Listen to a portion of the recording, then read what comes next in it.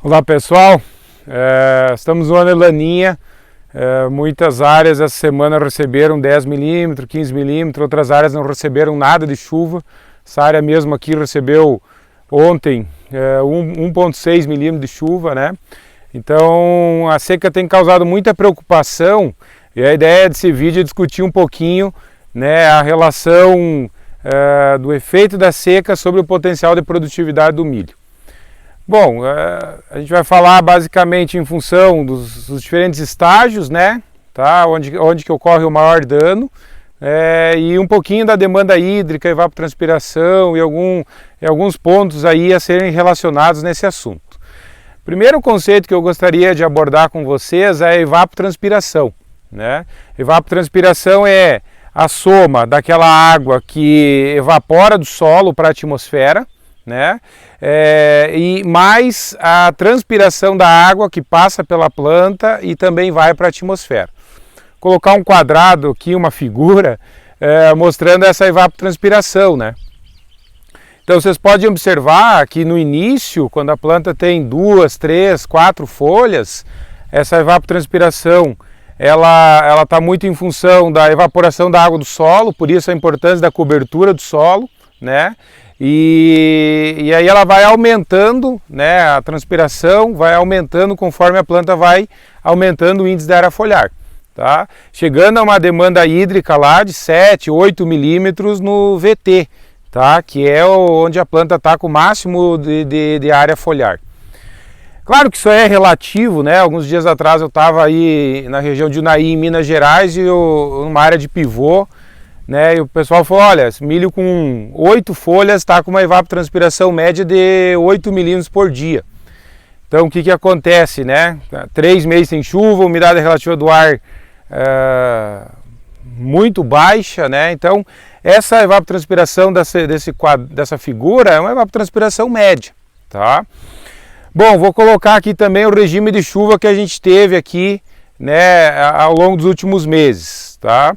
Então vocês podem ver, à minha direita, esse material, esse milho foi semeado dia 24 de agosto e à minha direita 24 de setembro, tá?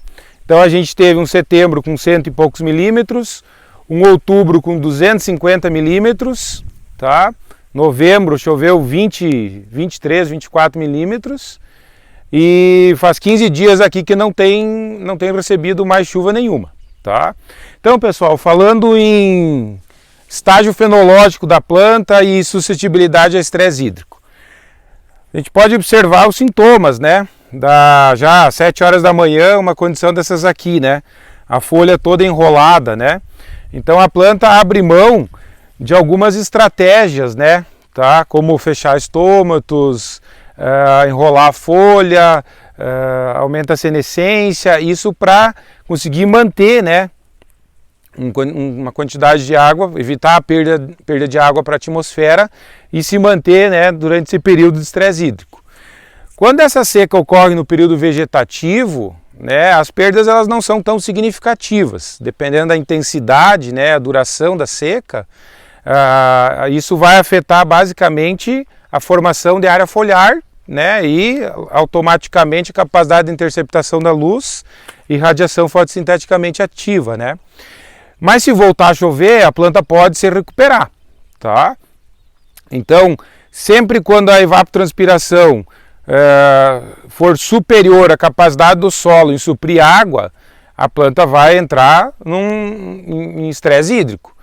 E ela vai se autoajustando para, né, sobreviver a esse período. Mas o estresse hídrico faz com que a planta, né, feche estômatos, né, automaticamente reduz fotossíntese, né, enfim, vai ter esse efeito de redução de área foliar. Se voltar a chover, isso pode ser compensado, né?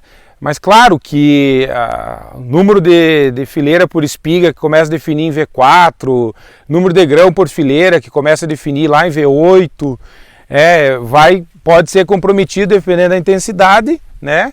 E isso vai afetar numa espiga menor, tá? Por quê? Porque a água, a gente precisa de ter turgidez celular, né? Para ter divisão, expansão celular.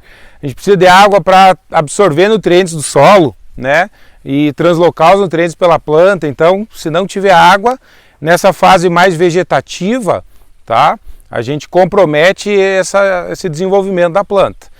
Mas a fase mais crítica ao estresse hídrico é essa fase que a gente tem aqui, ó. Vou virar um pouco a câmera para vocês verem, tá?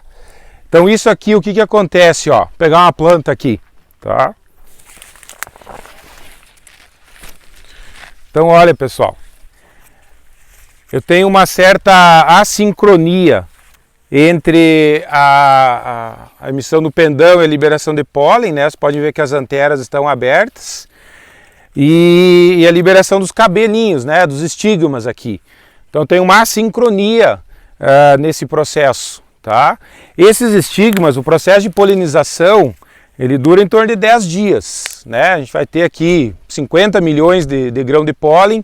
O grão de pólen cai sobre o estigma, e se o estigma estiver hidratado, né, com água disponível, ele fica receptível, né? O pólen vai cair, vai germinar, vai desenvolver o tubo polínico e vai fazer a fecundação do grão lá, né, na espiga. Se não tem chuva, a planta está em estresse hídrico, esses estigmas eles são emitidos mais tarde e eles ficam menos tempo receptível, digamos assim, ao pólen, e o processo de fecundação é totalmente comprometido, tá? E aí a gente vai gerar grandes perdas produtivas, né? Naquela figura inicial que eu falei, a perda chega a 5, 6% ao dia. Então essa aqui é uma lavoura agora que já faz 15 dias que não recebe chuva, tá? E a previsão, se ficar mais 10, 15 dias sem chuva, vai ter um grande efeito aqui sobre o processo de formação de número de grãos por metro quadrado, tá? Que é mais ou menos o que aconteceu, né? A gente pega aqui, ó, a gente já vê, né, algumas espigas, até tem uma certa heterogeneidade, porque a emergência não foi uniforme. A gente percebe uma série de abortamentos, né, tá? E isso aí, gente, vai resultar numa espiga como essa, tá? Ó, falha de granação, falha de fecundação, tá? Então essa aqui é uma área plantada 24 de setembro, 22, 24 de setembro, vou virar aqui para mostrar para vocês. E essa aqui é uma área de 24 de agosto. Então, em ano de laninha, esse plantio antecipado, ele garante, né, uma antecipação, e talvez a gente consiga uma estratégia de escape, né, fugir dessa seca. Então olha o que aconteceu. Esse milho aqui recebeu muita chuva em outubro, se desenvolveu bem, teve muita reserva, tá? Ele, na fase de polinização ali, ele recebeu em torno de 15 milímetros, então a gente houve uma fecundação boa da espiga. Mas pós polinização em R1, R2, cessou a chuva. Então o que a gente teve? Ó, a gente tem essa chupeta aqui na espiga, né? A gente teve um grande abortamento dos grãos da ponta da espiga por déficit hídrico, tá? O que mais que vai ser afetado agora, tá? Se a gente arrancar uma planta dessas aqui, eu até vou colocar aqui uma foto de uma área em pivô, para vocês verem a quantidade de área foliar verde, e ao lado, né, uma área de bordadura do pivô onde não tinha chuva, né? Não teve chuva e não teve irrigação. Então vocês observem o dano sobre a área foliar, né? Quer dizer, a planta se desenvolveu bem, acumulou uma grande quantidade de reserva no colmo e nas folhas, mas agora não tem mais água, então a planta está sacrificando todo o tecido foliar, remobilizando esses nutrientes para encher grão, né? Mas essa folha devia ter durado mais 20 dias, 25 dias, para manter taxa fotossintética e manter enchimento de grão. Então a massa de 1000 grãos, o peso desse grão agora vai ficar totalmente comprometido, né? A gente até tem um número de grãos por metro quadrado que vai ser superior à minha condição aqui da esquerda, mas o peso do grão vai ser comprometido, tá? Então se a gente esperava numa lavoura dessas aqui 220, 230 sacas por hectare, agora a gente vai ficar lá nas 170, 160, né? É uma situação dessas aqui, talvez não chegue nem a 100 sacas por hectare, né? Se não voltar a chover logo, tá? Então, o efeito da seca, né, sobre a fisiologia da planta nos diferentes estágios de desenvolvimento, como eu disse, tá? Período vegetativo inicial até tolera, até é bom para o desenvolvimento radicular aprofundar, né? E aí depois a fase de florescimento, né? Que dura em torno de 10 dias, que é a fase mais crítica. A gente sempre fala 15 dias pré e 15 dias pós, como fase muito crítica, tá? E aí a segunda fase mais crítica é essa fase de enchimento de grão, tá bom? Isso é para a gente ter esse entendimento, né? Avaliar aí os potenciais, as perdas em função da seca, tá?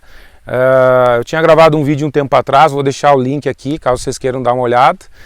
E, né, a sociedade como um todo perde por esses problemas aí, tá bom? Gostou do vídeo? Desculpa.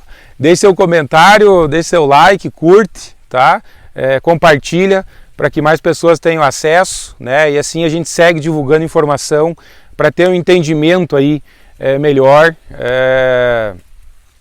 dos sistemas de produção, do ano de laninha, do posicionamento do milho mais no cedo, da estratégia de escape, né? E seguimos evoluindo, tá bom? Obrigado pela atenção, um abraço a todos.